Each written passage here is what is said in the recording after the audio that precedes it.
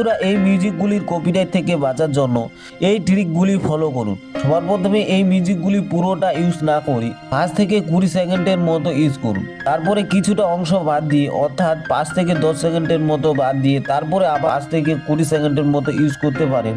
আর ডিসক্রিপশনে একটা copyright disclaimer লাগিয়ে দিন, তাহলে কপিরাইট আসবে না। সাধারণভাবে এই মিউজিকটি ইউজ করলে কপিরাইট আসে না, তবুও এই স্টেপগুলি ফলো করবেন। কমরে মিউজিকটাকে ডাউনলোড করে নিন। যেই হোক 3 নম্বরে রয়েছে এই মিউজিকটি।